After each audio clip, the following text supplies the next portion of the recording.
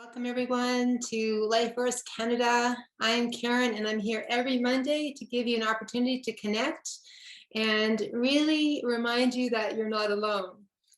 We are rising up together and reclaiming our rights and freedom that is inherently ours. Yes. So the chat's open, so please say hello to everyone. Let us know what part of Canada you're in, and I want to thank those who answer questions in the chat that I do not see or I don't have time to view. I just really appreciate your support. Now, there are two ways for you to get involved in restoring this great country of ours. If you have yet to join the Plan Council calls or the think tanks, I highly recommend you do. I know we have quite a few new people on the call today. Now, we at Life First Canada are here to educate you on how to prepare for change, to define the changes that we want to make together within the 9 pillars, and then how we can co-create a self-governing system. Today, our topic of discussion is food and water security with Joshua of People to Salmon.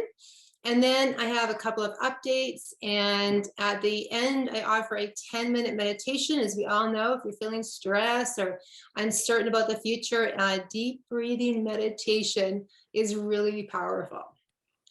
And please share the lifeforcecanada.ca website link with your friends or family, as many people are feeling alone and they're really seeking connection. If you do miss a Monday call, you can listen to the replay on our Life First Canada YouTube channel. Please subscribe and ding that bell to receive notifications. And the more you comment, the more people find Life First Canada in the search engines. And many sovereigns are finding us on the internet. So again, thank you for all of you who do comment. You are really making a difference. I just want to know how many of you have seen the documentary. It's called The Non-Compliance Movie. In the chat, just let me know in the chat. If you have not seen it, I highly recommend. Chris Ann is a brilliant woman, and even though she talks about America, we can definitely apply her peaceful non-compliance stance here in Canada. Chris Ann was a prosecutor for the state of Florida, and she has worked in a law firm defending people's rights who were violated by unlawful arrest and prosecution. And she has stated that we have submitted in regards to humanity because, number one, we've been trained to, and two, it's too comfortable to do anything else, and three, we're too fearful. So our freedom rests in overcoming our fears. So we must step out of our comfort zone, and we must say, what?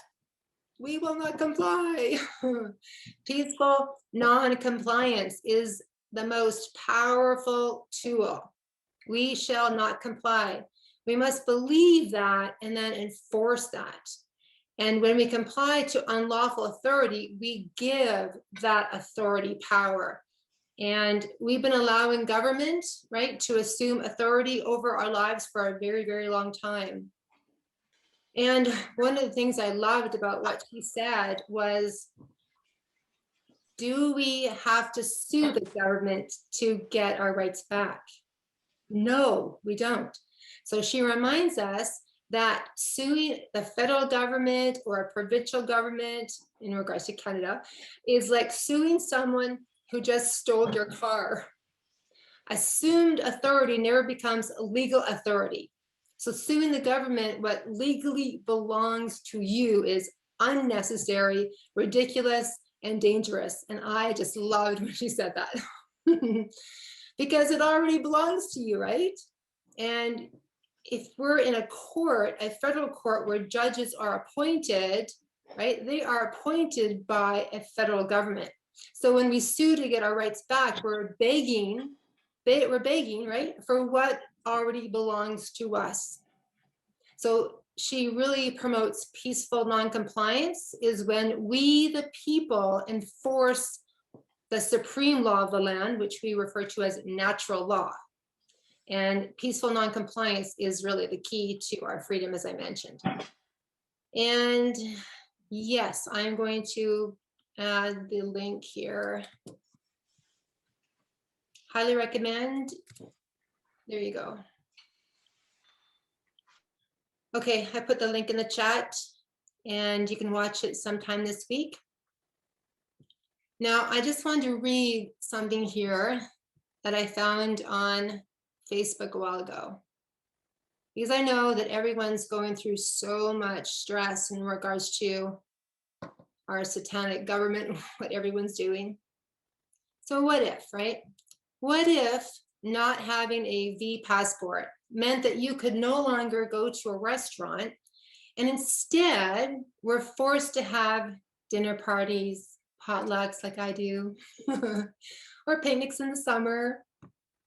What if not having a V passport meant that instead of supporting huge supermarket chains where 80% of the food is not good for you anyway, instead we turn to local farmers and green grocers like we are in the agricultural committees and the agricultural think tank? So what if not being allowed to fly meant that instead you had to explore your own province or take a road trip to the countryside, right? Bringing business back to our small towns, which is what restoring our nation is all about. So what if losing your job working for a company that maybe you're being fired or have to quit? Instead, you started building your passion, building upon your passion and vision and starting your own business, which many are doing right now. What if instead of running straight to the doctor every time we have a symptom, we begin to look for healing modalities that focus on the cause rather than symptoms? And what if instead of being stuck indoors at a gym, because lots of people are really upset with not being able to work out, what if instead we worked out in nature? What if, right? Instead of living in fear that we now lived. I think this is one of the biggest pieces in regards to the Great Awakening right now, is we're being called to step out of that world that we thought was awesome. It was in many ways. However, we are waking up to knowing that we've been in a human slavery system. And we now get to see that there's a silver lining and a blessing in disguise. So remember, all breakdowns are the gateway to breakthroughs. Okay, everyone, let's breathe in that amazing life force energy. And breathing out slowly.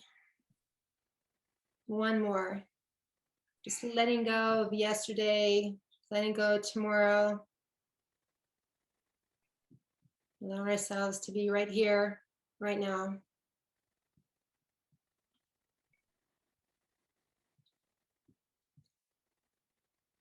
Oh, yes, you got, okay, thank you, Brenda. Yeah, it's, oh, you got it, excellent. Yes, no, the non-compliance movie is actually on a website. It might be on YouTube, I'm not too sure, but I found it on a website. Okay, we have a couple of updates. Norma Jean is leading the education think tank every Thursday and has an exciting update to share with us. Norma Jean. Hello, everybody. I'm Norma Jean. I'm the moderator of the education think tank. And we do have exciting news. We are getting very close to being ready to launch the education portal. And what that is a database-backed website or blog that will provide a way of connecting parents who are looking for support in teaching their children to educators who are looking to teach children, but nobody wants to be in the public school system any longer. So it's pretty exciting. It's going to be nationwide, so covering all the provinces and all the territories, which is unusual. Any that I've seen out there are very targeted to one area. So this is exciting. It's going to offer both in-person and virtual teaching opportunities. Not only like typical academia, but also like unconventional, more supplemental type education, things like wilderness skills and communication, conflict resolution, natural law, holistic healing, all the things that we're, focusing on in our 9 pillars, health and wellness, agriculture, all that sort of stuff. So it's a place where you can make a post offering your services, and you don't have to be a trained teacher necessarily if you have something that you can share and teach. And as parents, you can just search for what it is you're looking for, and it will be like year round, so it'll include camps for kids and et cetera, et cetera. And I did want to let everybody know that we were getting close to having it launched. We're thinking probably by the end of this month, because we want everybody to start thinking about, well, who do you know? If it's not something that you're going to use, maybe it's something that your daughter or grandchild or your niece or someone at work or, that of that wants to leave the public school system. Because a lot of stuff is happening. And I don't know about the whole rest of the country, but I know here in BC, they're really pushing the mandates for forced vaccination of educators, and their unions are not standing up for them. They have made the vaccine available for 5 to 11-year-olds now, and it'll only be a matter of time before they make 12 to 17 mandatory. Well, they have, haven't they? Because you can't go anywhere or play any sports unless you have it. So it's only going to be a matter of time before they force it into the school system as well. So we'd like for people to know that they have an alternative before they're faced with that deadline, right? Before they have to make that decision. So we really want people to spread the word. So if you know of anybody, either a parent that's looking for help, or a teacher, or an EA, or someone, someone who supports kids with special needs like I do, that we're looking for employment, this is just a great way for everyone to connect. And we're talking homeschooling, learning pods, and hopefully we'll be starting our own schools. And so just keep it in mind. And if anybody would like to connect with me, I can put my email in the chat. And then if you want to be on a list for people who I notify when it is up and running, or when we have any kind of news or alerts or anything like that, just feel free to throw me an email, and I'll start compiling a list of people that want to be kept up to date. Thursdays is our education think tank. It's 6 p.m. Pacific Standard Time, and we'd love anybody's input. This is kind of like our immediate project that we're working on. But once we get it up and running, then we're going to be kind of starting to turn our thoughts to, well, what do we want education to look like in the future? What do we like about what we have? What don't we like? How can we change it? What do we want to add? What do we want to take out? So we're always looking for those creative ideas and, people who are solution oriented and can help us formulate where we want to go. So I think that's about it. Oh, also, we're planning on having a marketplace on it, so that people who have offerings, if they have materials, or if they have professional development, or anyways, they can list their items for sale on the marketplace. And we're kind of hoping that that will be a way of sort of generating a bit of income so that we can make this website self-sustaining. So there. Anybody have any questions about that? Thank you so much, Norma Jean. And Welcome. I know that Jade and Marianne are working Really hard. diligently on the site as well. And just a reminder, this is the think tank, Deb, from Saskatchewan. This is not a committee. So Norma Jean is actually the facilitator of the think tank, the education think tank on Thursdays. And Brian, if you're there, if you can add the think tank link, that would be awesome. or if anyone's there to add it, that'd be great. And I highly recommend you join the Education Think Tank on Thursdays, even if you're not a parent. I think it's Mm. so important for all of us to come together right now and co-create and reimagine what education looks like, just like Norma Jean was mentioning here. So there's a big task before all of us, and we've got this. So thank you again, Norma Jean. You're awesome. You're welcome. Okay, and I just wanted to share that I was very thrilled to hear on Friday about the acknowledgement of UNN Canada. So congratulations to UNN Canada and the media team. It was so great to hear the acknowledgement of your work. So keep shining the light on truth. Yay. Okay, I had the pleasure of meeting Joshua with People of the Salmon briefly last summer. Amazing heart-centered man who cares about humanity, who cares about freedom of all. He lives in BC and is here today to give us his perspective and what we need to do to prepare for what is to come.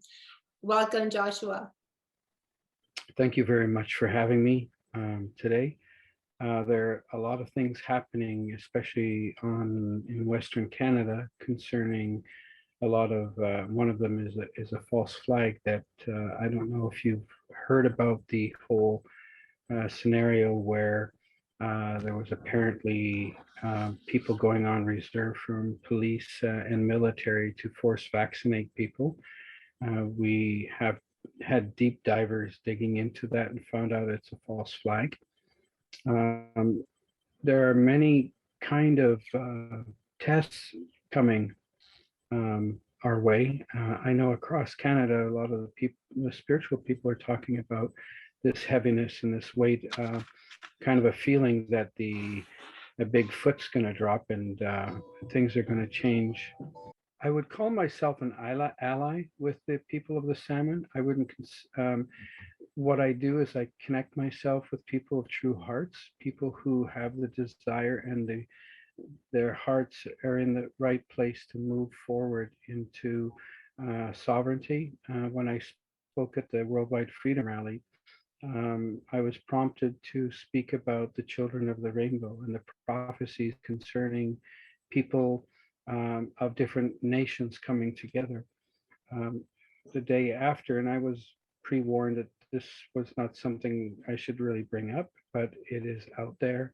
And the next day, I was severely hit by a vehicle and walking with a cane right now in a lot of pain. And I was trying to get an X-ray, and the hospitals wouldn't allow me in to get an X-ray. Most of them know me, and especially in the Hope area, I am sort of. The lady came to me in Savon and yelled at me, stating that you're the reason why we only have 30% vaccinated in this town. And I said, that's not possible. I found that funny, but it is people like myself and people in your group that keep moving forward with united non-compliance that makes it so important. I've mistakenly gone into Timmy's of people who are leaders in the awake community, let's call it that, that were wearing a mask, taking their order, and I have never worn a mask. It's important. Those things are a communication to the authorities that this is not who we are. Yes. This is not who we are as human beings, and that we have the opportunity to breathe freely because that is one of our choice freedoms. And to mask us is to mark those who aren't masked. It's those people that with what's happening in Saskatchewan, Ontario, and different provinces, that they're moving very close to a military style lockdown where the War Measures Act, they say it can be enacted, but like most of the things that are happening, they're illegal at best. And any challenges, especially within the court system, as I have one coming up, they cannot defy, I mean, they cannot go against the Charter of Rights and Freedoms and other things that stand in the way of their crony capitalist justice. My words of late have been that have come to me by partly the Indigenous think tank and people around the world is that we need to prepare. Even though we will win, sometimes you need to prepare. Expect the best, prepare for the worst. And we have a group on Telegram, Prepare and Survive. I know several of you are on it. But we need to take our personal responsibility. I've been asked many times, please, can you come to our group? Can you do this? Can you do that? But you have to take personal responsibility of your family and of your pods. What we have done to encourage is to have small groups of 5 people that are part of a network, and that group of 5, and remember they've got family, they've got children, and maybe elders. That group of 5 can turn into a group of 15 very quickly to find places where they can either bug in. It's important to note that it is important to, if there is a lockdown or a forced lockdown, that you're with a group of people. For bugging out, we've found a very good location in Ontario. It's a very large farm that can take hundreds of people if need be, so they can literally circle the wagons and be able to have water from a well, electricity via generators, and if they lock off the power. We have a few locations in British Columbia, some in Alberta, where people are filling up. But those things to work on are very important. When it comes to water security, we do have water filtration systems that are natural, that at any time, we don't seem to know this, but they're well prepared to fly over our lands and create problems with the water. So water purification is very important. And security, we have groups all across British Columbia anyway that are preparing security teams for the people, and those safety and security individuals are working very hard to make sure that the awake community, and I've decided some time ago that I would serve the people who are not masked and not vaccinated. We have a lot of medical issues beginning, that a lot of the shedding that is happening from vaccinated people to unvaccinated people is becoming very serious. Many of them are falling very sick, so we send them chlorine oxide and ivermectin, hydroxychloroquine. Some of these things we get from veterinarian establishments, as well as we have a link in the Ukraine that is sending out pills. So there's many, if you dig deep enough, you can get the things you need. It's like, I have to thank Season and I think it's Terry, who were working on, getting radios that are important for communication, because if everything gets shut down, if they take the power off or they take the internet down, we need a way to be able to communicate. I am told by part of the group I am with, if they do take the power down and the internet goes off and all the ways of communication cease to be, that's when you need to get out and go to your bug out location, because that's usually worldwide an established fact that that's when boots on the ground start filling the streets, because then there's no way of communicating that information to others. But we also have special radio waves and ways of communicating that the awake can communicate in our province and working across Canada. So we're asking if you do get a ham radio, if you do have an FRS, that you keep it on channel 5. We also have a frequency that on a ham radio will be very tight frequency to be able to communicate with people on channel 5, and that they in the next while will start communicating together just to make sure that their radio operations are working via communication. It's better to have something like that done beforehand, before things might happen. And I'm not a fatalist. I never have been. I believe in the inspiration and the manifestation of our right to be as human beings and to become the community that the Creator, our source, has promised. And I stand very firm on that promise. I've been standing on being the faith keeper of these lands for over 20 years, having been told by seers in the Indigenous community of what's going to happen, what I need to do as an individual. And right now, especially within the Indigenous community, it's interesting that all of a sudden, all these clan mothers, all these matriarchs, all these people are coming right out of the woodwork, claiming their right as being part of these sovereign group of people to take over. It's interesting. My big question is, where were you when the pandemic was at its peak and our people were suffering and being jabbed in our communities? It seems that it's concerning to me that chaos, let's just call it chaos, is starting to disrupt our own groups, our own people. There's fighting going on in almost every group I know of. I've been part of the leadership for British Columbia in the Awake movement. They asked me to moderate a group to be able to deal with the infighting.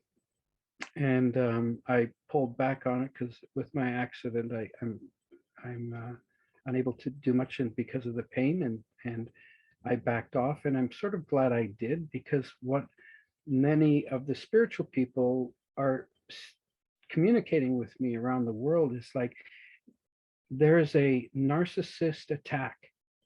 It's like these narcissists who have been within the Awake community are being activated, and within almost every group there is infighting going on, and a shift concerning leadership. Now, I feel personally that this is like an entity attack, because they already have to be part of groups, and there are informants and people hired by agencies like CSIS and whatnot, and the RCMP, that keep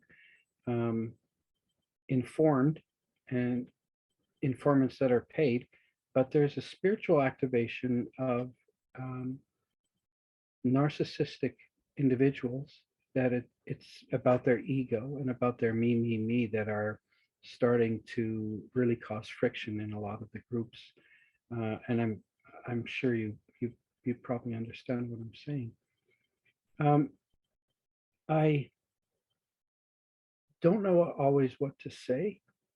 I just know when we listen to our heart and our intuition and let go of all the craziness that's happening in the situations we're in the chaos, in the fear, in the pain and suffering, and with the people that are dying around us, something pulls us forward.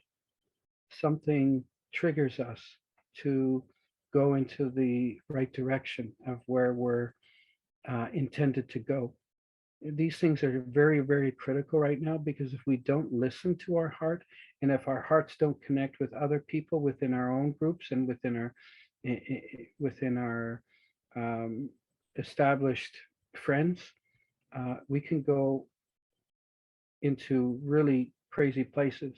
I know the people who are dealing with social media already have many plans for us, like this false flag that happened in Saskatchewan with this situation. I'm very lucky that I have deep divers and people at my beck and call. I don't mean that, literally, but people that I can rely on, like white hats, that can find out if something's real or not very, very quickly. And I get lambasted by it, like, you know, from people who are very connected in the awake movement.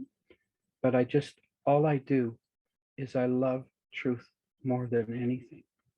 What I do is I love the creator more than anything. And when I find truth and when I understand things, I still surrender it, because when you surrender everything, what's true always remains. It will never leave.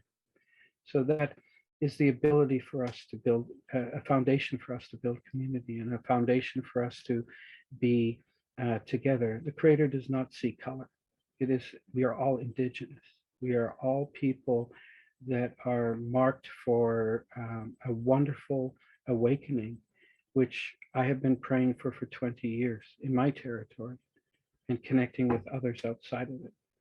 So I never really say, hey, I'm part of your group or I'm part of this group. I ally myself to um, call people to be human beings. Really simply that. That's beautiful, Joshua. I'm so glad you're here. And I know that there's so many people that are grateful for your words. Are you open to answering some questions? Yes, of course. That'd be wonderful. Excellent. Okay, for those who would like to ask a question, please click on the reaction button, raise your hand, and then we'll move forward. And you're so right, Joshua. I do believe, what's that quote? There's nothing to lose in life, only truth to gain. And Yep. we are definitely on that path of awakening to deeper truth. So thank you. Mhm. Donna. Hi, Joshua. Thank you for that. I love your gentle energy. So I had a couple of questions. You had said, well, I live in Saskatchewan, and you said Saskatchewan is on the verge of what? The pressure for Saskatchewan is to, if you've looked at the last act that came out, is the same act, is the same wording that is part of the War Measures Act. So they took a lot of the wording from the War Measures Act to implement a pressure upon the people to vaccinate, and possibly create a situation where these kind of things will be escalated. Yeah, so they're saying if there's an emergency, then we literally have no rights or something to that effect. As an Indigenous man, and as knowing and having seen what has happened to our people for hundreds of years, yeah. they can take our, at a moment's notice, they take away our rights under Canadian law or any other law. And look at the 60s, look at the 60s scoop and the genocide that has happened in residential school to even now. They federal government owns the reserves. They own the tribal councils. They own it all. And they will say the same, when it comes to private lands, and through UNDRIP, they can, with the help of the UN, take away everything that you've ever thought that you owned. Right. Yeah. And they have the power to do that? They have the power to do that when there is no pushback. Right. The Canadian people are so passive, Yes. and so accommodating that it's a huge problem when, especially, and I speak about men, it's for about 20 years, the whole male psyche has been obliterated from the alpha state into a beta state. And men have become so compliant that even when they know, and I know many that I will meet them in the store. They're very strong against the whole um, vax thing, but they still wear the mask because they don't want to offend anybody. Right. Yeah. Okay. And then prior to that, you had said, this is my second question. You said your spiritual friends were seeing a big foot dropping, and then there was some noise, and you went on to another topic. So Okay. if you could answer that, please, for me. Thank you. Around the world, and the people I'm connected with from the Indigenous think tank and other groups, the feeling, the sensation of a great heaviness. And this great heaviness is the feeling that something ominous is going to happen. We try to, people who manifest and people who work on the battles against untruth, those that fight not against flesh and blood, but powers and principalities, they're feeling this very same thing. And in some ways, it's unalterable. So something is coming that is being pre-warned to the spiritual people, also to those who are aware, to be prepared for anything. We don't know what it is. We have some good ideas, but we don't want to say things that aren't verified. For me, verification is extremely important when it comes to what people say. Oh, there's some big Chinese boats in Tofino. And then I send people up there and say, take pictures. We need pictures. Or we have had extreme verification from Saskatchewan, Alberta, and British Columbia of people in black fatigues that are Chinese, that, for instance, just in Chilliwack, that they, throughout the entire summer, were running back and forth doing exercises, and in Prince Rupert and different places that have bases. We know that one of the bases in Alberta is being shut down, but that they're going to be training Chinese people there. But with that, we don't have verification. We don't have pictures. We need eyes on, because what's going to happen in the next little while, there's going to be so much misinformation and so much chaos that if we aren't on it, we stop doing the things that we need to do for our groups and for ourselves and our families and the white community that we're working with. You know what I'm saying? Yes. Yeah, that's interesting, because I've been feeling like this big heaviness as well started somewhere in August for me. Yeah. So yeah. It's been getting heavier and heavier. What I do is I embrace it. I let it flow through me. And it's like some guy named, I think, Pat King said some horrible things about me trying to expose this thing about what happened in northern Saskatchewan at Black Lake. And I just absorb when people comment against me, and I let it flow through me. And I take the things that are true, and I receive them, and what is not true, I let flow out. The big problem is so much chaos is coming our way that we won't be able to contain any of that information. So it's a good idea. It's like watching Global News or CTV. Global News did a hit piece on me 2 days ago. That was horrible. They made me look so bad, but I just absorb it and I let it flow out, and I know what my work is, and it's incumbent upon me to do my work every day, as a human being and as a man called by the Creator, just called to do my work, as little or big as it may be, you know. Yes, thank you. Yeah. Thank you. Great questions, Donna. Appreciate it. DK. Hello, can you hear me? Yes. Yeah. Okay, cool. Yeah, thanks for this time, John. Well, I simply wanted to maybe like give you a stat that sort of confirms what you said about Canadians being like too accommodating. In fact, actually, I think I heard about this from on a webinar like this maybe 2 or 3 webinars ago. Karen, you'd probably, or was it? Oh, no, maybe it was something else.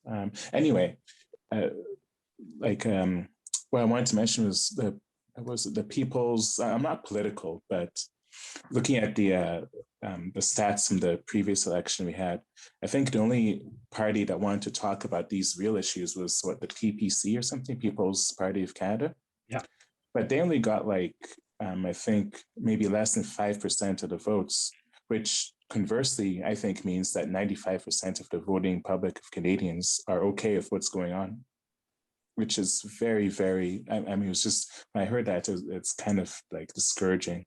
They might not know about it, but the fact even that they don't know about it, that's a big issue, is even more disturbing.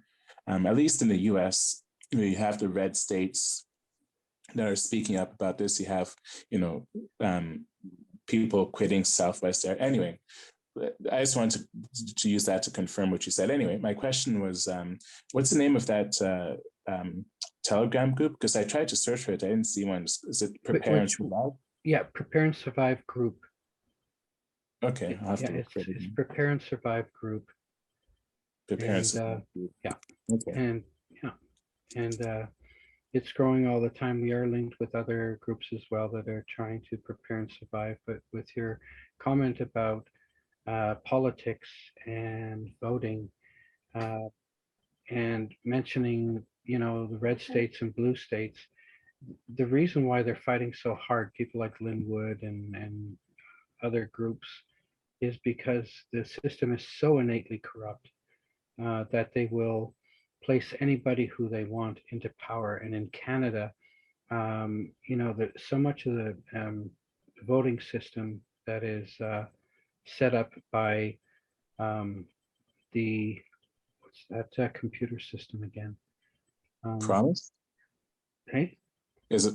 There's something called Promise, but that's in the US. What is it? Dominion. Yeah, Dominion. Oh, Dominion, okay. It's like we count the votes. They're supposed to be hand counted, and then they are verified by who? At Dominion computing systems. A lot of the online voting has always been done with Dominion. If you could watch Trudeau on a tablet voting via Dominion. So it's not the people that vote, it's the people who count the votes. And when it comes to the end, we'll never know, because there's no real accountability, because people trust what they're told. For us right now, and where we're going is to a sovereign state. And one thing that attracted me to friends like Kristen and Karen and Season and others is that when they were connecting with people of the Salmon, people have their own idiosyncrasies, their own agendas, their own problematic, chaotic personal interests. And when we pull away from that, we can befriend each other and work together. I don't care about who is going to get the sovereign lands, because I know that Source and the Creator has already set up the foundation for everything to go. If you don't, through Life Force or many of the other groups, if no funding ever becomes available for anything, we the people in our hearts and the strengths of our mind that connects with our intuition will create what we need and create what is being prepared. That's why you're all here. That's why your energy and your desire and your heart to have something honest and true will be. I can't speak about this enough. I go to so many groups and been asked to speak, and that's one of the main things I always talk about, is that the foundation has been set. I've been praying for this for 20 years. There are others for 30 years, 40 years.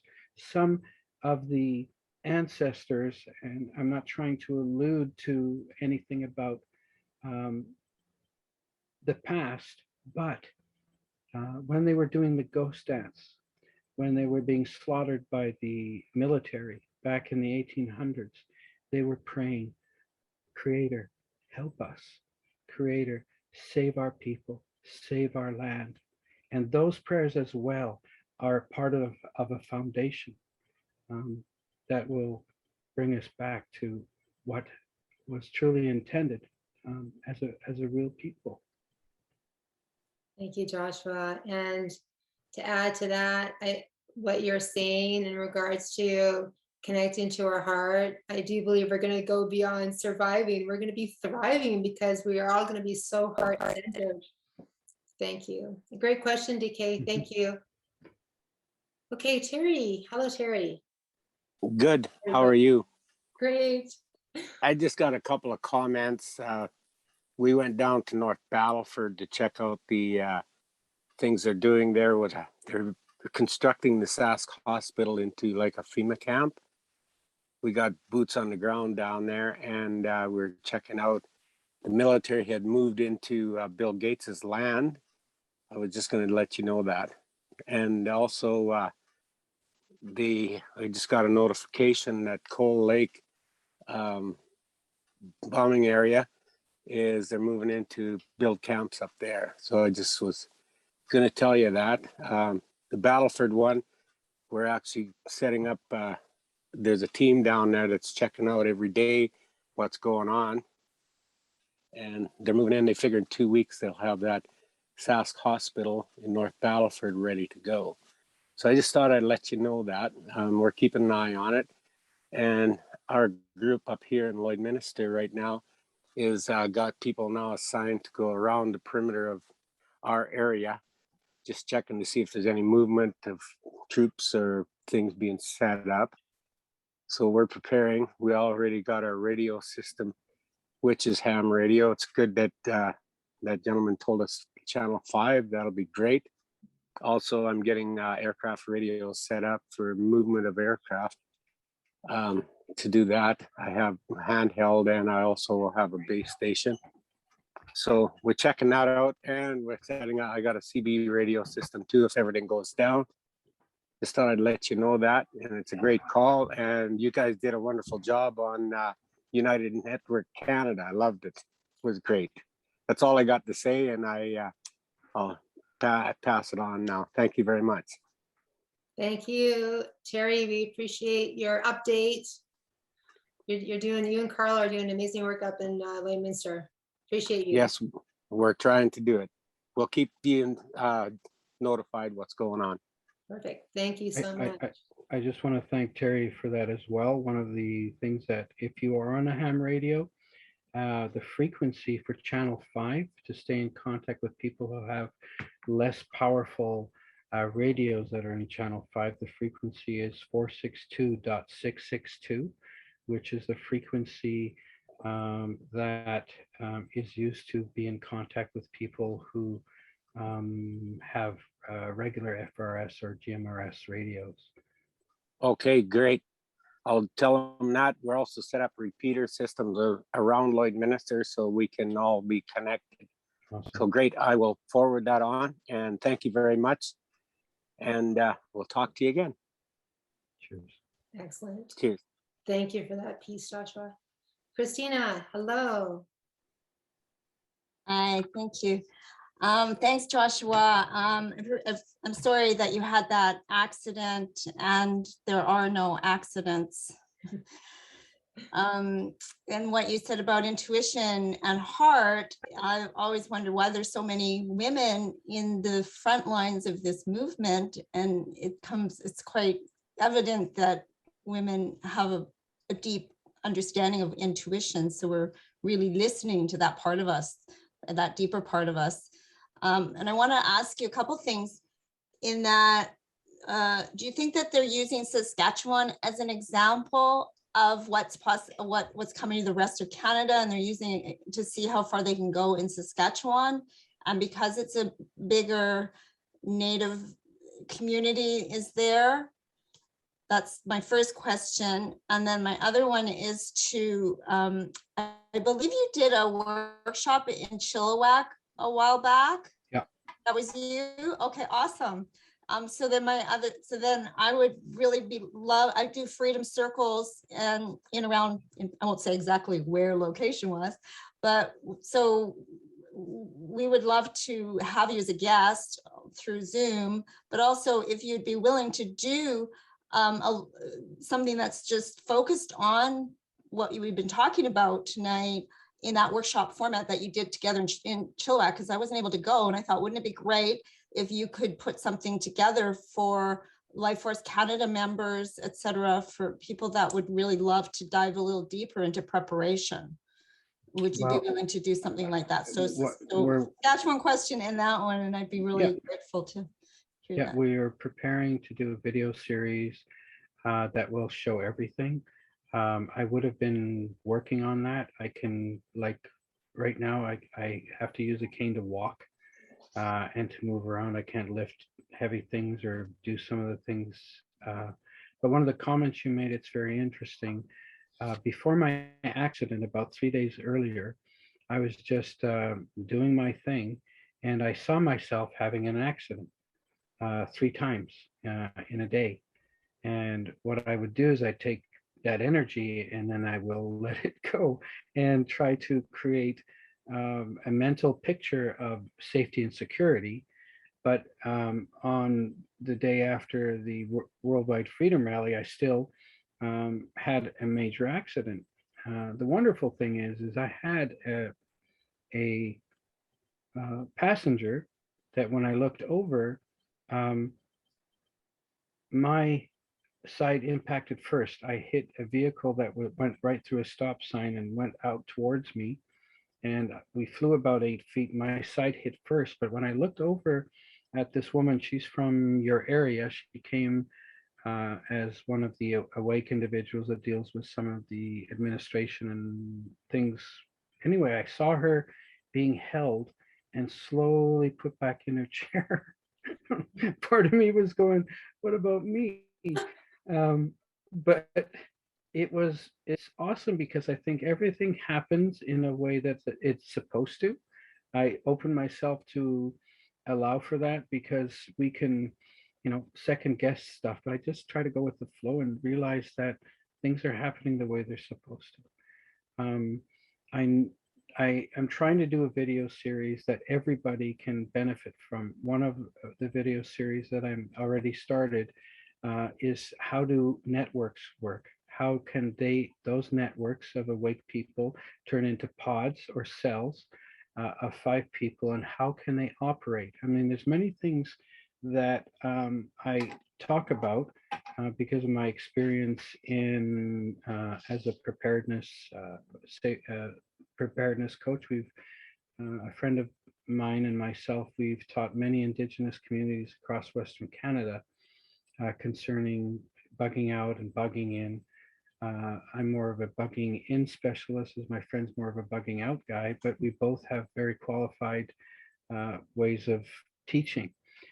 One of the important things, even within your groups, for instance, is having OPSEC, which is operational security. Somebody who deals with communications. For instance, I am trying to create a standard across Canada that people stay on channel 5 for FRS and ham radio, because when things are a problem and they're coming through a township and they're calling for help, if there's no communication, that might be their lifeline to communicate to you, and OPSEC also deals with safety and first aid and medication and security and communications. And there's different tiers. For instance, procurement, intel. And intel back in the day was intelligence. And intelligence were people who were high thinkers, academics usually, and they're looking at what the Tams and the Bonnie Henrys and what's happening in Saskatchewan. I think, just to make a quick comment about Saskatchewan, the federal government or the people who are involved with the globalist action via the UN to control different groups, they will go to the weakest and most willing to receive money to do whatever that they're told. That's who they go to first.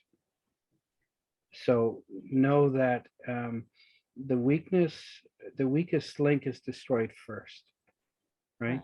So other areas, communications, intel, procurement, they're all very important. Intelligence or intel, our group, you could, even within your own group, you get the 5 or 6 most intelligent people that are really good researchers or deep divers. And when somebody speaks within your sphere and come up with a new mandate or a new situation, they analyze it. They look at what is going to come from this. So they analyze it and then they bring it to your communications people that passes it out to the rest of your groups, either in written form or through a video, so that you're not getting the news yourself and trying to figure out what's going to happen, but you have an intel group that begins to pass on information within your organization. And then, of course, one of the main things is right now for you as well is procurement. Procurement is a way of getting funding, getting equipment, getting things that you need, that you have a staff of people that are really good on the phone and they ask organizations. I have a group that I mentored here in the Fraser Valley, and they have a team. And this team, when they need bread, when they need goodies, when they need coffee, when they need urns, they go to the places that they think is their enemy. They talk to grocery stores and bakeries, and they say, yeah, sure, we got lots of bread. If you come at the end of the day, we'll give that up. So they go out, and people, if they need money, like one of the things we're looking for is funding for chlorine dioxide and ivermectin, vitamin D, zinc. So what we've done is we've connected with people who are source people that we can say, hey, can you afford this? Can you afford $1,000 so we can get bottles of chlorine dioxide to people who are suffering from shedding? So you have these teams work together. Their function is very specific, and their work is very specific. Like with communications and safety and security and OPSEC. Those things are very important, and each organization should have a pillar as part of your organization, like communications that Terry was talking about, finding, getting the information, bringing that to intelligence. Intelligence sifts through and analyzes that information, and then that information is sent to communications or the right people that will convey that message to you, so that all of you don't have to sift through all this information, that you work together and have a team that does so. I hope that makes sense to you. Thanks, Christine. So good. Thank you so much. You're welcome. Thank you, Joshua. Brilliant ideas. And thank you, Christina, for great questions. Simon. Hi, Joshua. Hi, everyone. Simon. I wanted to ask you a question about potentially, because at one point I was considering how to align with Indigenous groups to launch schools or school communities. Reason being is all of the mandates that are currently coming out for schools are making it very clear that federal and Indigenous schools are not held to the same standard as all other schools, as in it doesn't apply to them. So I'm wondering if there's a possibility on the education front to align with Indigenous interests to create new school systems which can move away from the federally run and Ministry of Education or whatever it is in the individual provinces.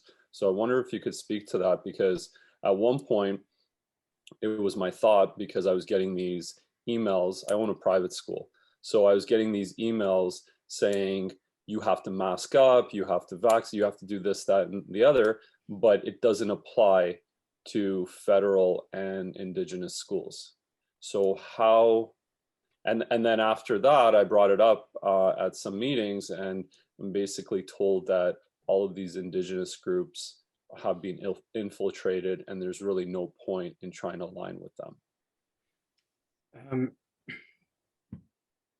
It's a tough thing, especially here's one of the big problems is the federal system within education, within health, and within colonial thinking, within the Indigenous communities and the Indigenous school system and everything is extremely well regulated. They have been psychologically prepared for several, especially with this pandemic, for years beforehand. Before this hit, they were pre-prepared. I understand. Now, as a non-Indigenous individual that would try to penetrate and to draw out Indigenous peoples, you would have to first reach out, for instance, to some people in the Awake community, and they are starting to rise up. Those are the people that I would speak to, because to try to garner support of Native communities is virtually impossible. Not only are their reserves locked down, their minds are locked down. They've been brainwashed to a point where good friends of mine, they don't speak to me. Chiefs that I still have to negotiate with concerning different companies that are asking for my support and are paying me to deal with up to 7 nations at a time. They'll speak to me because there's money at the end of the carrot for them to grab. But when you're talking about things of the heart, a lot of their intuition and their childlike nature has been trampled so much through the taking of their children, and so much that has happened through the families via the pain and suffering that they've suffered because of the 60 scoop and residential schooling and all that stuff. You're dealing with a very difficult task.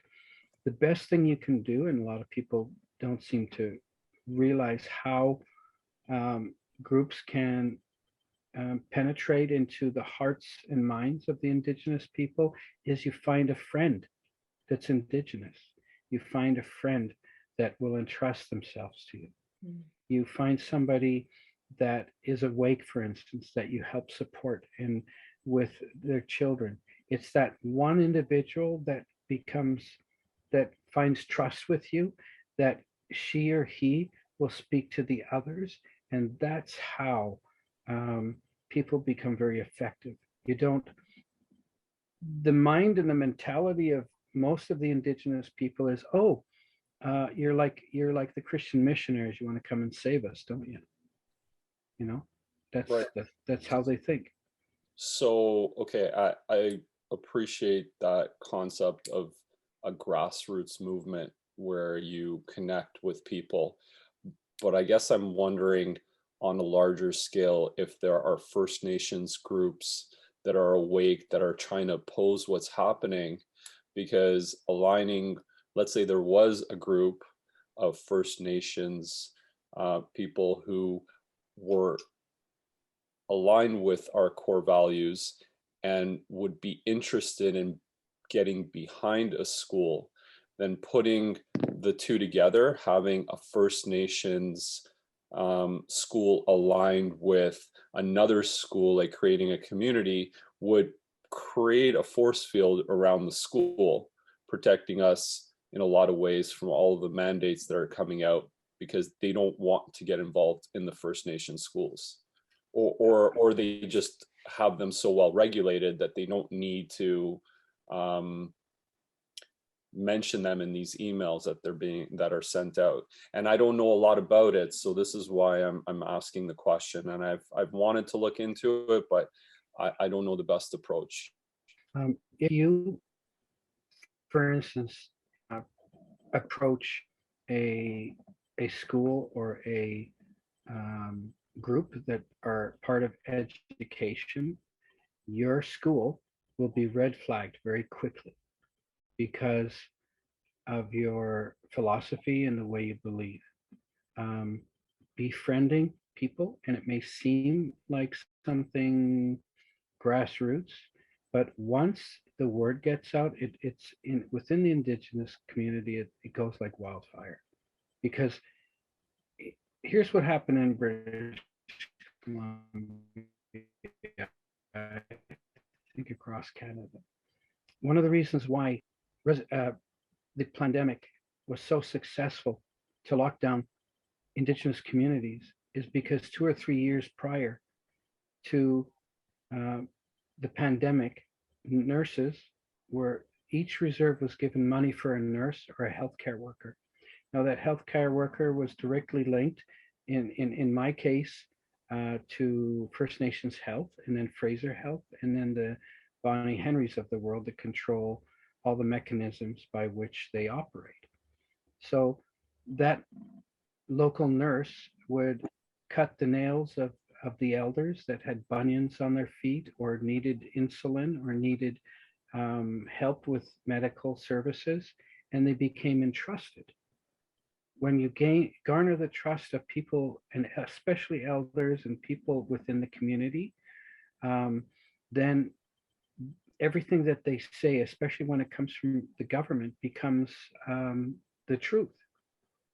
So this is how they infiltrated the Indigenous communities.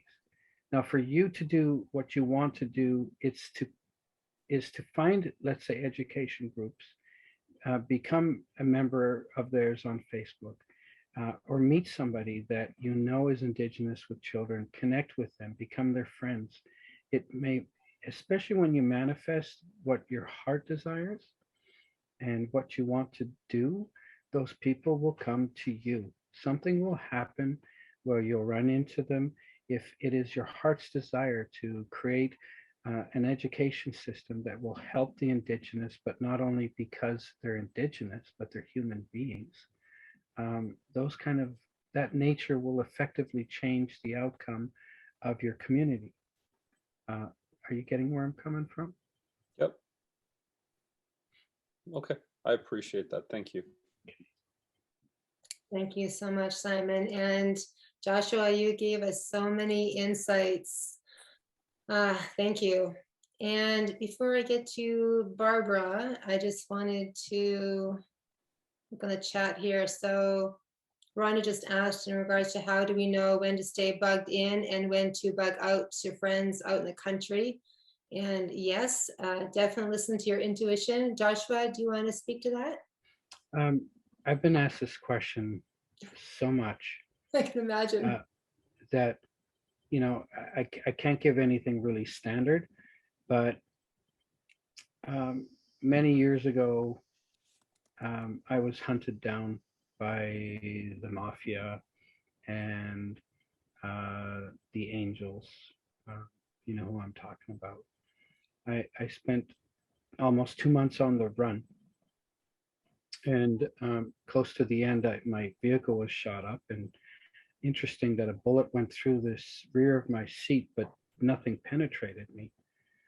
At that time, I had to empty my mind and deal with my intuition and my heart.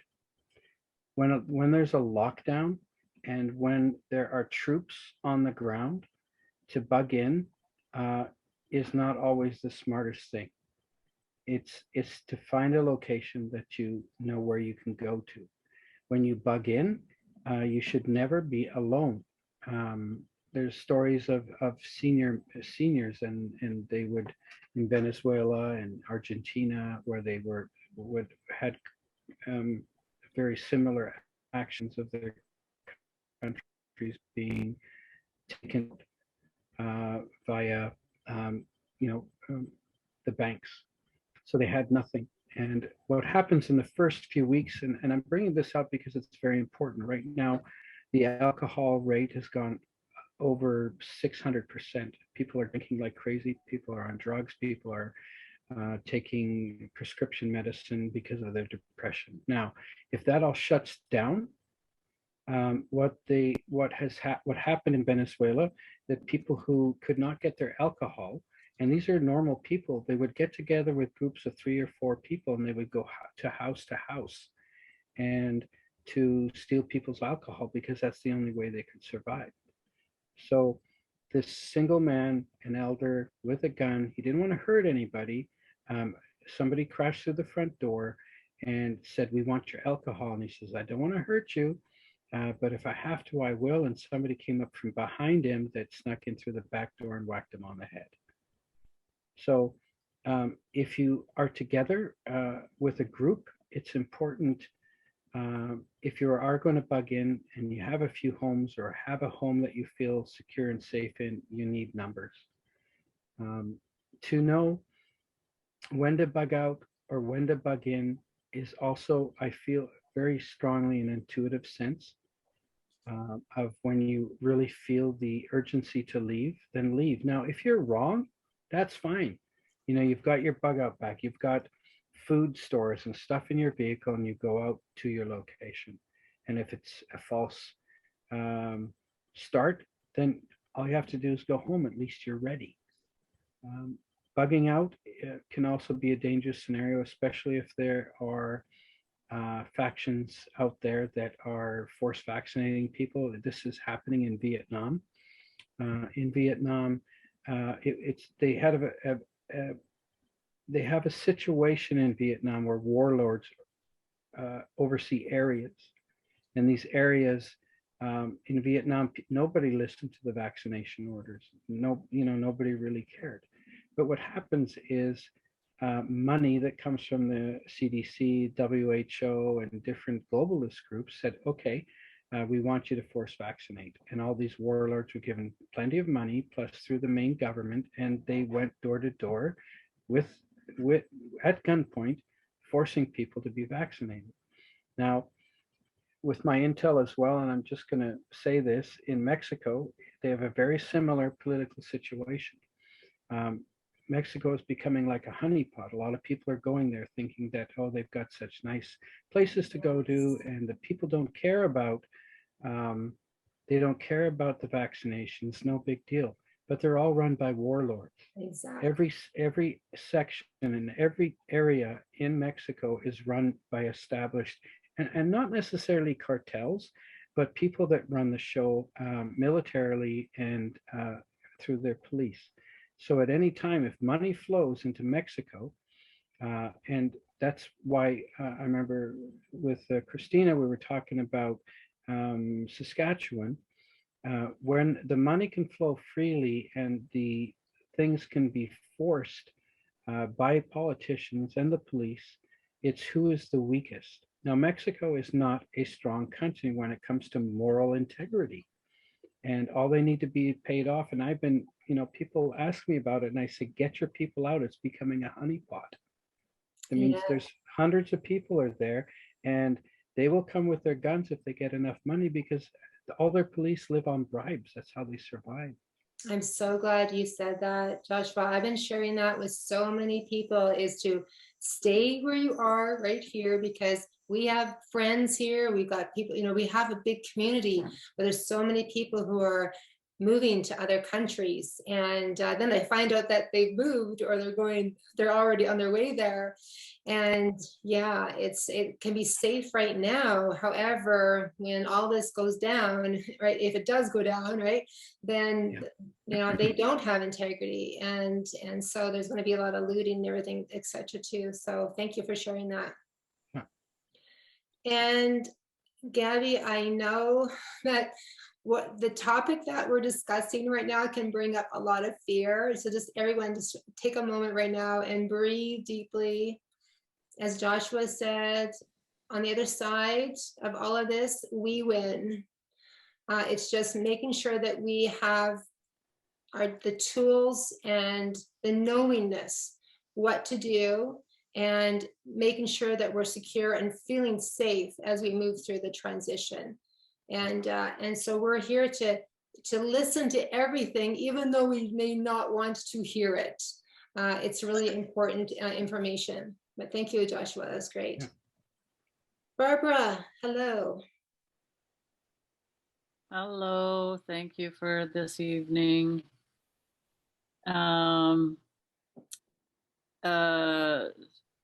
know, even, I mean, I am Indigenous, and even as an Indigenous person living in the city with no family around, I mean, you all kind of know my sentiments about how I feel about living in a ground floor suite in Kitsilano. I mean, I could live in my apartment and never open the door for a year as long as I had water, and as long as I you know, water and could cook.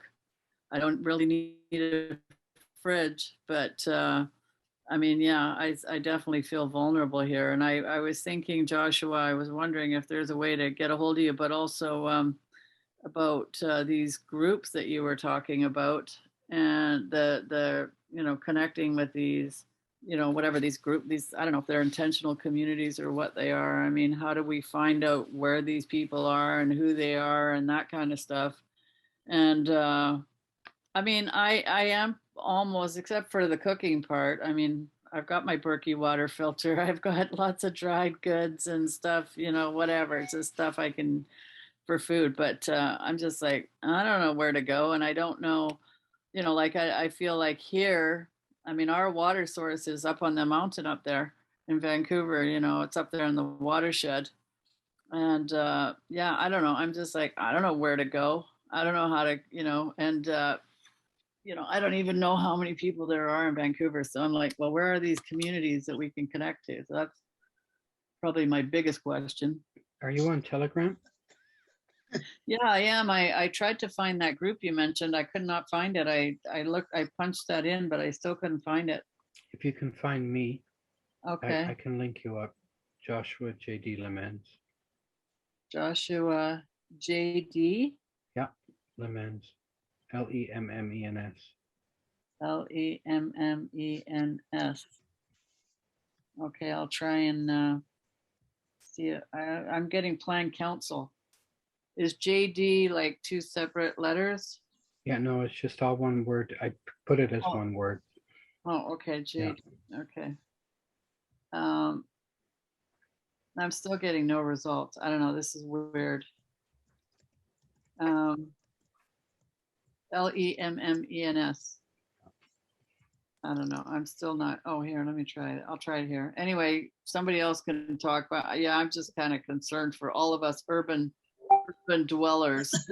Yeah, well, we do have lots of people that are in groups that I've helped work into pods or cell groups and networks.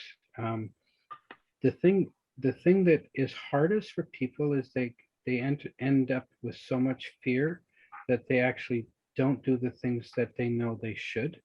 They're waiting for something to happen that will bring them either back to their normal life. Yes. And it's a dangerous aspect.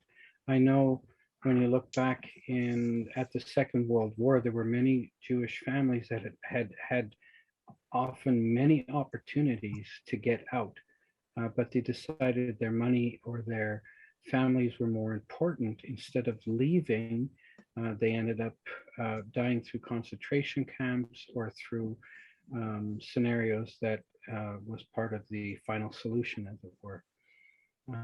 It's important to, and here's the hard part. I am always inspired. I'm always feeling the strength of moving forward in a good way. It's hard to consolidate with people the fact that sometimes for us to get the things that are meant for us, we have to suffer. We in North America have not suffered. I've spoken to people from Russia and Germany, my mother, who, and my father that went through the Second World War, and told me horrendous stories, but in their hearts, they always believed in freedom. In their hearts, they always worked towards, surviving. And if they didn't have their families, if they didn't have the people around them, it's hard to move forward. That's why the opportunity is now to link up with the people in your group, link up with the people in your community that are awake, and start to plan. If we don't do this, it's, a lot of people are saying, JD, it's too late. Well, nothing's too late until it's too late. So, you collect your foods, you collect your groups, you collect your thoughts, and be inspired to know that sovereignty is on its way. Yeah, it was interesting when you mentioned Cold Lake, because that is my reserve, but I never grew up there. Mhm. And I thought with that base rate there, I thought, I don't think I want to go to Cold Lake. First of all, I didn't grow up there, so I don't have like a home to go to there. I do have family there. Yeah. But, It's, and I talked to my cousin, I tried to talk to her, just give her some information about the vaccine. And she just said, I don't want to hear any of it. Yeah. Like they're just completely, they don't want to hear it, Yeah, and they're going, Indigenous- oh, people are dying left and right. We need the vaccine. And I'm like, well, it probably is the vaccine, but they don't want to hear it. No, I know. So I can't go there, I know. Mhm. Thank you, I don't- Barbara. Thank you so much for great questions. And I do believe that Kristen is connecting you as well, Barbara. I think there's a few people that were looking for the Telegram group as well. Yeah. Brian. Oh, Joshua, did you have something to say? Kristen, do you have the link up on Prepare and Survive group? That if you put that on the chat, that they could just literally link up with it?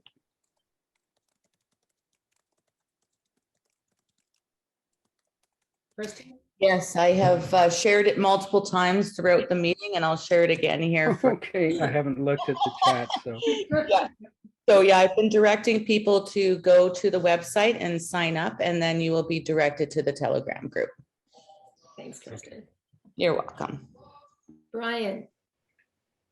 Joshua, you were talking about topic of, say, narcissists in groups, and I don't know if you were specifically talking about Action for Canada or what the name of that group is, but I just wanted to mention that I've been in another group, and I know what you're talking about, where there's some infighting and leadership and control and all this stuff.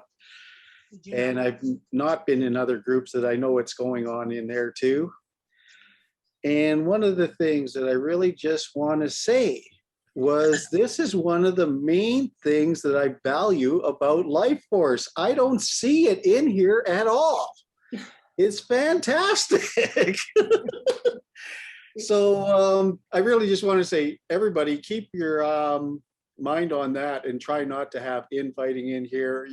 You can have your little discussions and disagreements, but let's keep it somewhat peaceful.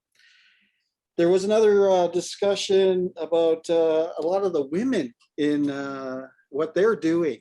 And honest to God, I want to give all the women a pat on the back too, because really, I've just watched this, and I heard this in other meetings too.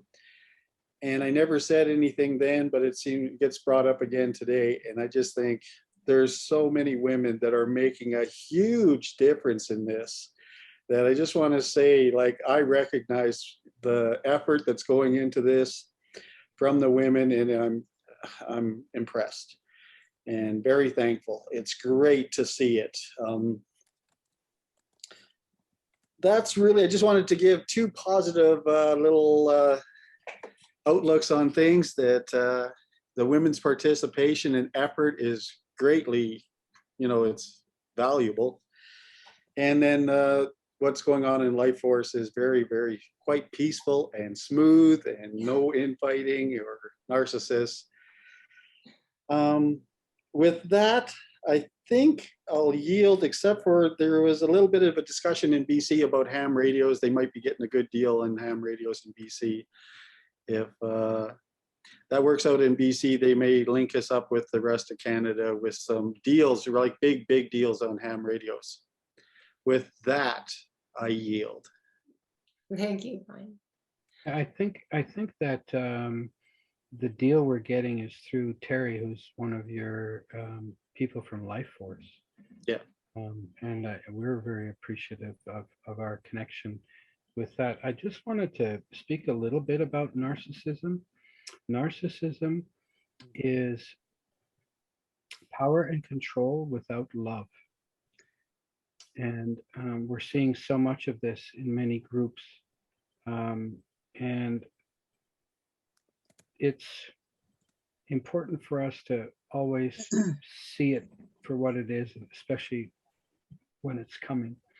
I have really enjoyed becoming friends with people in Life Force because of their hearts, and their intent is so true. And that's why I'm here today. You know, you have lovely people. There was a group I went to. A friend of mine, her name's Carol, and she has a group that gets together. And one of the questions around survival was, you know, what do you think we should do if we're in a situation that we're bugged out, let's say? And they said, well, you know, I think art and music are really important, and we should sing a lot and meditate. And I really don't always like to interrupt, but those things are all good and well. But if you have a soft group, you need to have also a hard edge. And women are amazing because women in leadership are the gatherers that are pulled by the Great Mother or Mother Earth to gather the people together. But we need the men for strength. We need the men's, I would call them the 3 Ps, is providing, protecting, and procreating. Procreating is not necessarily the making of children, but to create an environment, to happen. They're a happening. And so many men have been thrust into a beta male situation, and they need to stand up to protect the families, to protect and to build the infrastructure that is needed for the future.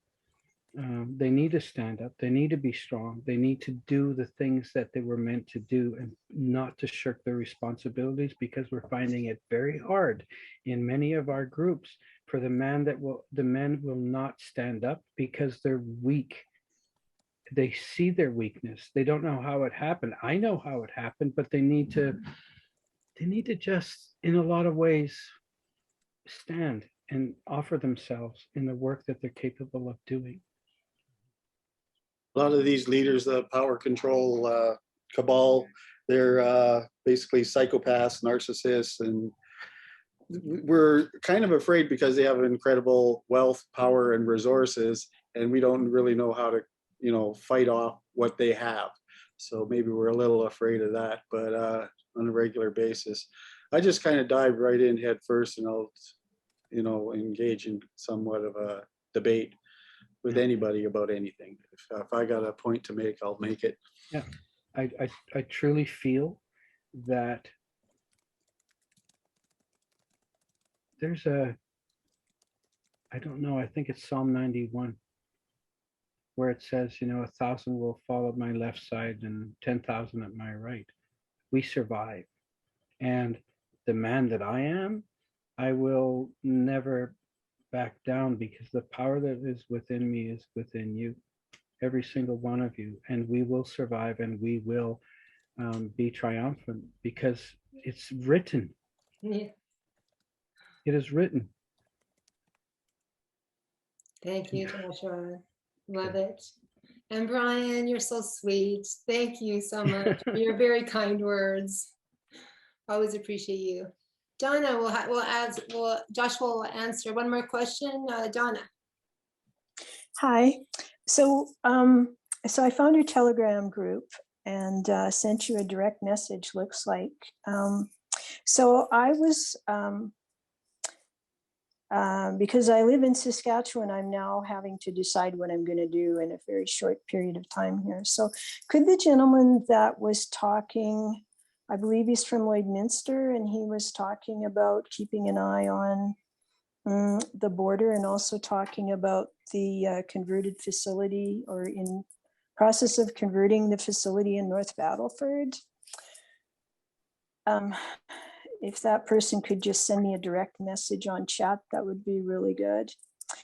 But I'm looking for resources and connections right now, because I had decided already before this talk to make a decision by the end of this month. That doesn't give me very much time, but I'm ready.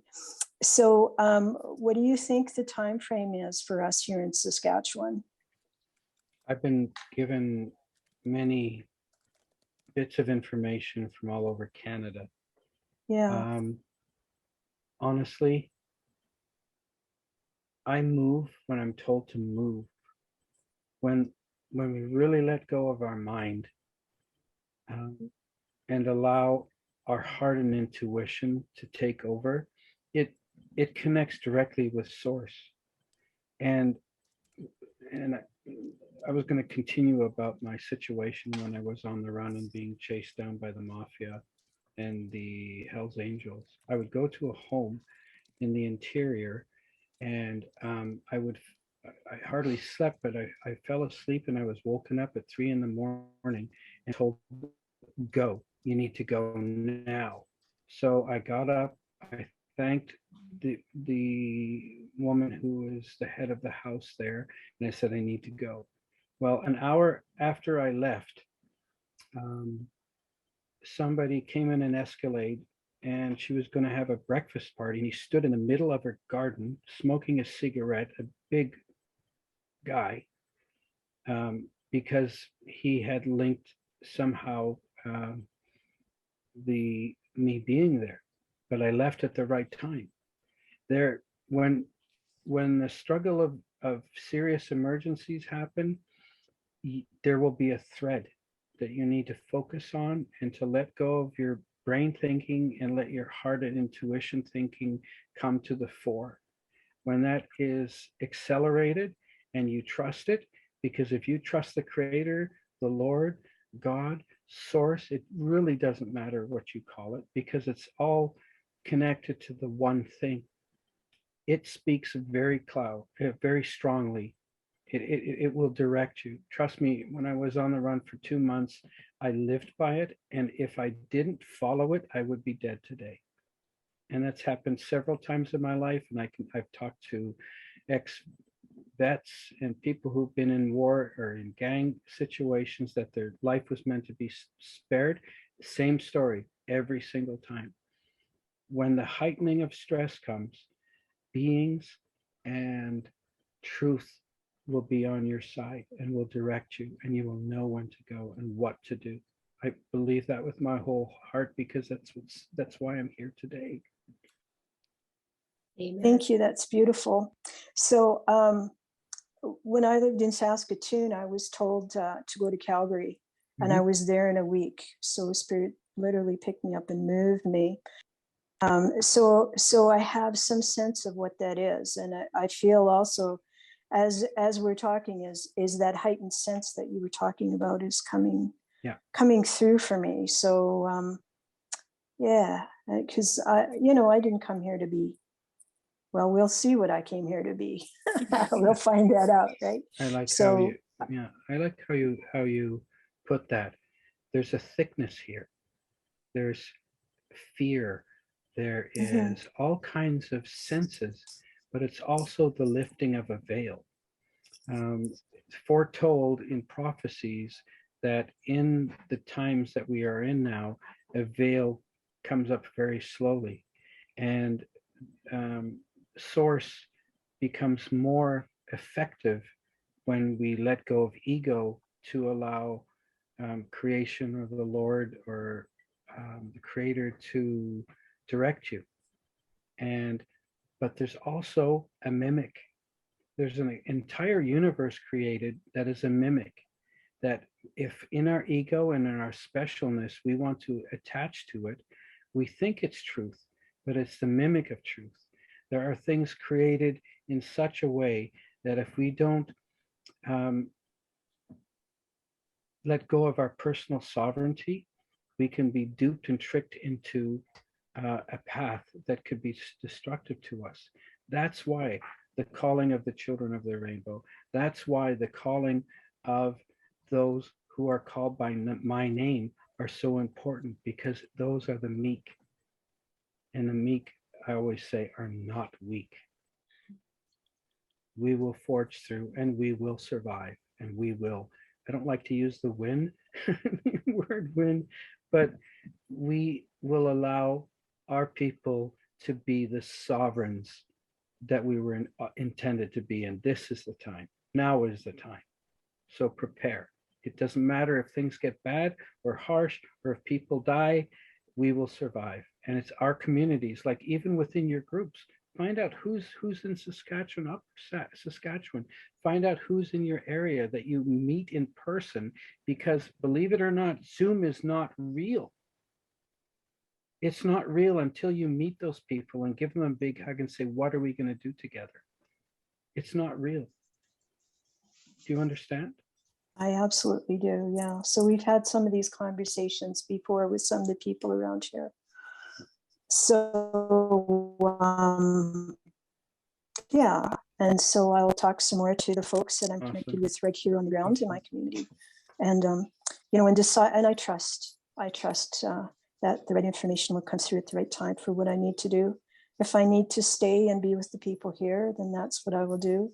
If I need to move, if I need to leave, then I'll be prepared for that as well. So thank you. Yeah, thank no you for the problem. beautiful stories and inspiration. It's very beautiful. I 100% know, Donna, that you are touching the right frequency and the right path because of your heart. Your heart is true. And your desire is true.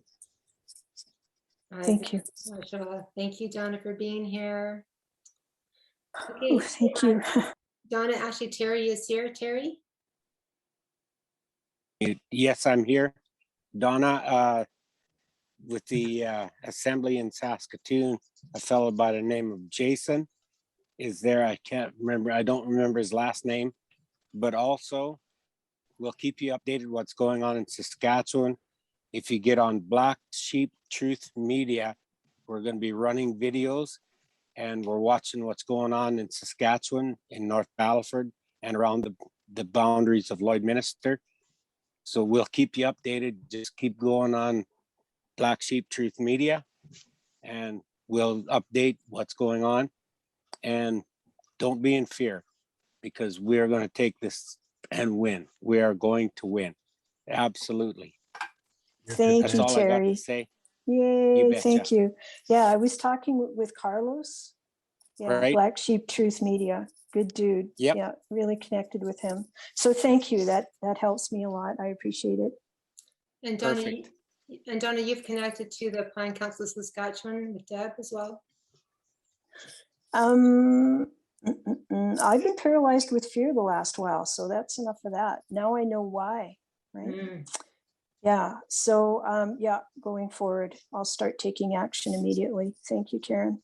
Absolutely. So Deb, if you want to just add the link for the Plan Council of Saskatchewan for Donna to join, that'd be great. Awesome. Dwayne. Thank you, Karen. Hi, everyone. Joshua, I just absolutely have tremendous amount of respect for you, brother. Loved what you had to say. More succinctly, I agree with you and would like to get your thoughts and feedback on the malaise of men. I work with men. I am the coach for men. I work with men's groups, and just this is a great demographic in regards to, or a breakdown of where we're at, because we will average typically maybe 40% of these calls will be men. The rest are incredibly empowered women that have a focus and a determination to change the narrative. However, men have been very, very slow to pick up their rightful place of being the leader and being the stoic and sovereign man that he needs to be, not only for himself, but for his family. and for those he cares about. And I'm at a loss, and I'm appalled with how my brothers are showing up to what's really going on. And I am grateful, and I am incredibly proud of the men that show up to these calls, because they know what's coming and they're knowing what needs to happen and stepping forward to be the champions in their lives and to who what matters. So my question to you is, what do we need to do? How do we light a fire in the men and inspire that authentic masculine to come forward? I'm part of a men's, I started a men's foundation, nonprofit foundation a while back called Men's Oasis Foundation. For many years, I do what's called a men's weekend. And I usually have between 50 plus men that get together where I awaken their sensibilities. I empower them to be the men that they were intended to be. What these men in your group need is you need to give them jobs to do. You need to know, even the women need to know the capabilities that they have and give them challenges. Tell them, we need you. We know you're good at making things. Can you build such and such and such and such? Can you put, like in the preparedness weekend that I did, I have plans for a water purification system that doesn't matter if it's rainwater or river water, you come out with pure water. So can you build this for us? Here are the things. We're going to try and find some money together, or we have a trailer. We need it waterproofed on the top, or you give them work to do and you praise them and you thank them for them being the men that they're intended to be. They need things to do. They don't know. They're lost. They've started to fill into the social cycle of male melee, a beta male melee, where they are inoperable, and they watch movies that are hopelessness movies. There are no movies of inspiration, or there are no more talks of inspiration. Women are taken over, and society has taught them that you need to bow your knee to the leadership of women. Now, we have great leadership, but what Karen does, what women like Kristen does, is they serve and they wait for the opportunity for the gathering. And they naturally draw the people together. But the men are the men that are supposed to protect, to provide, to create. And they need to be given jobs. That's why you should have groups or pods or networks, whatever they are, and put them to work. Because what happens when men work and do things, whether it's tilling a garden or creating a shelter or helping move, let's say if Donna needed to move out of Saskatchewan and a bunch of men get together, they feel empowered when they're putting all the stuff in their truck and moving them from one location to another, because they're given something to do. And you praise them for it. And I'll just say to all the men here, say to yourself really strongly, I am a good person. That doesn't cut it. I do this with large groups. Almost even I say, now say this, I'm a good man. The second you say man, there's an energetic connection that happens within their soul that rises something up that has been tampered down with everything from, ridicule to, men are worthless. And you say, when you get somebody to help you out, you pat his shoulder and say, John, you're a good man. And I do this all the time. I get people helping me and they don't know why they're so drawn to me. And I get them to help move something or do something for somebody in the community. And I pat them on the shoulder, I touch them. And I said, you're a good man, John. And right away, they don't know what it is, but they want to connect with me again because they've been validated. Right. That's huge. I appreciate your words. Thank you so much for being here and sharing your incredible breadth of wisdom and insight. So thank you. No problem. Great question, Dwayne. Thank you for being here. And Joshua, thank you so much for being who you are, for being the remarkable man, brilliant man, and sharing your heart with the world. I look forward to having you on here again. And we wish you all the best. And I trust that I speak for everyone here when I say we send you healing thoughts as well. Thank you. Thank you. Okay, we're going to now shift over to our meditation. If you need to leave, thank you so much for being here. Together we rise, everyone. We are making it happen. And please connect with the people in your community. As Joshua said, it's so important for all of us to be coming together and hugging each other. And if you're in Calgary, I have my potlucks at my home, and it's so important for all of us to just to be in the same space together and co-create our beautiful future. Thank you everyone for being here. I'll see you next Monday. And for those who want to stay here and meditate, I want you to find a comfortable position. Okay, we're just going to focus on our breath.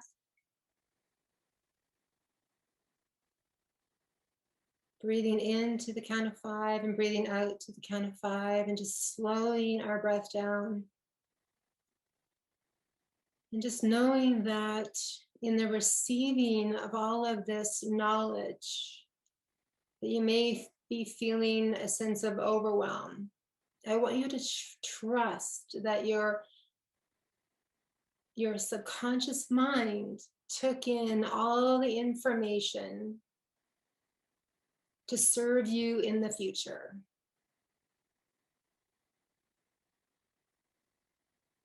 And I want you to focus on your breath as we continue, and let the words that I share with you just shift your energetic frequency and prepare your mind for transformation.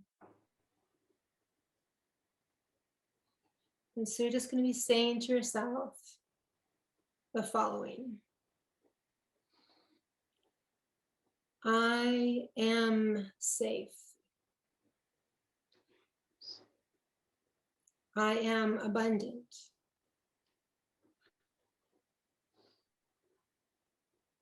I have purpose and a reason for being here on this earth at this time.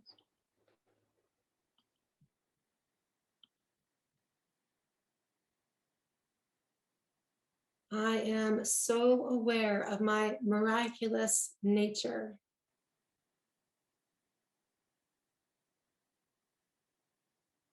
I am feeling all the energy move through my body without any judgment.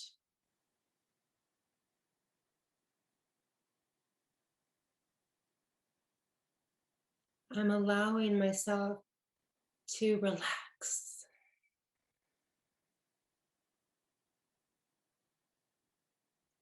I'm allowing myself to just be.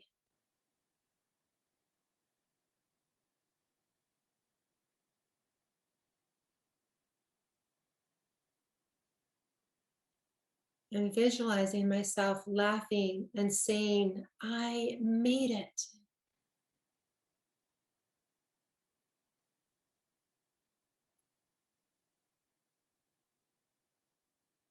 I am here for a powerful reason.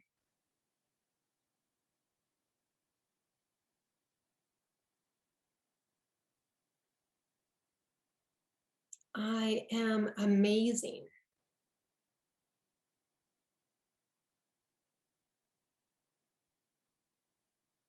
I am choosing to live in trust, even though I do not know what my future looks like right now.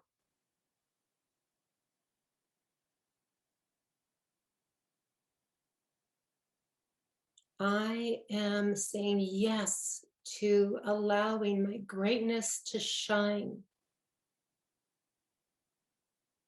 I'm leaving all excuses behind now.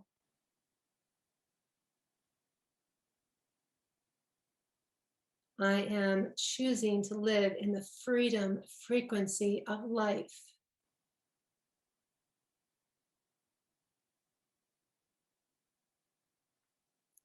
I have a learning attitude.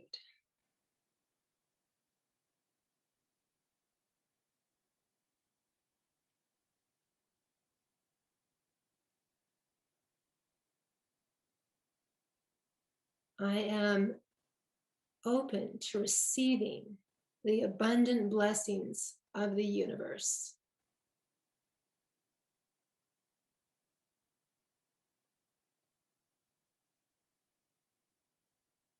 I am attracting my soul tribe into my life.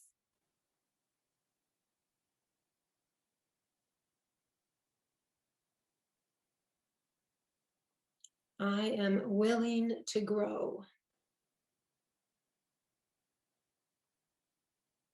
Keep focusing on your breath. Breathing in slowly and exhaling slowly, just letting go. I am opening my heart to love more and more every day.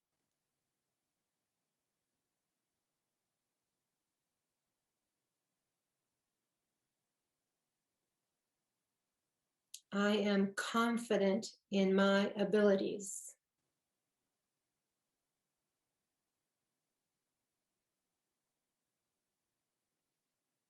I am confident I can learn anything.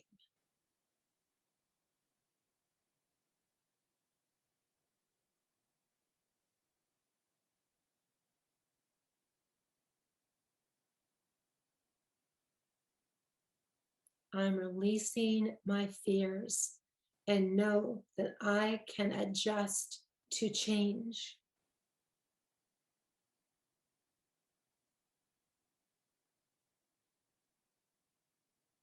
I trust I can overcome challenges.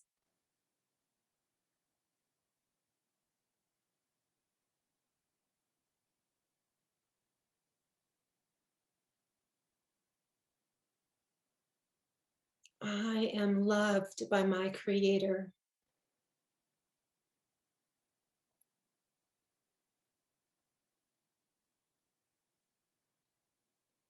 I am calm.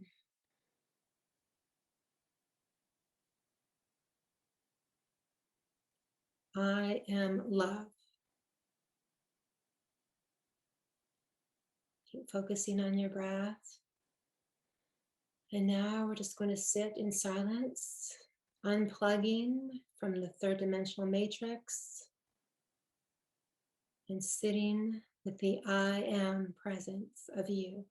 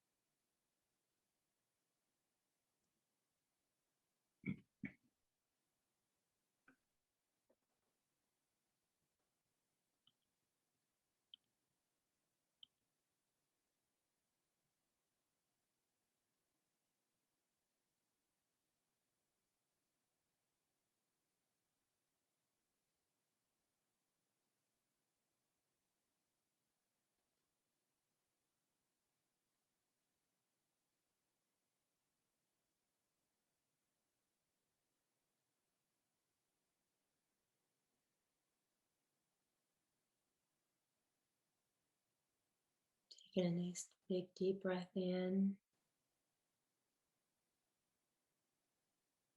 And on your release, on your exhale, you can open your eyes.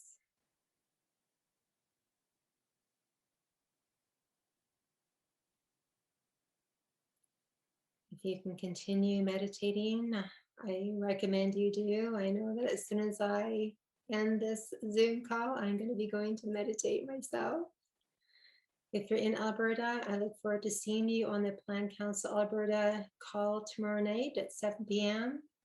And remember to join your think tanks this week. We need to stand and come together and rise up. Namaste, everyone. Thanks, Karen. Good night, everyone. Thanks, Karen. Good night. Thank you, Karen. Thanks, Thank Karen. you. Have a Good good night, night. everyone. Bye, everyone. Thank you, Thanks, Karen. Night, Karen. everybody. Thanks, Karen. Beautiful, beautiful meeting. Thanks, Beautiful Karen. meeting. Good night, everyone. Thank you, Karen. Night, Grateful, everybody. grateful. Thank you. Bye, Jeannie. Bye, sweetie. That was great, eh?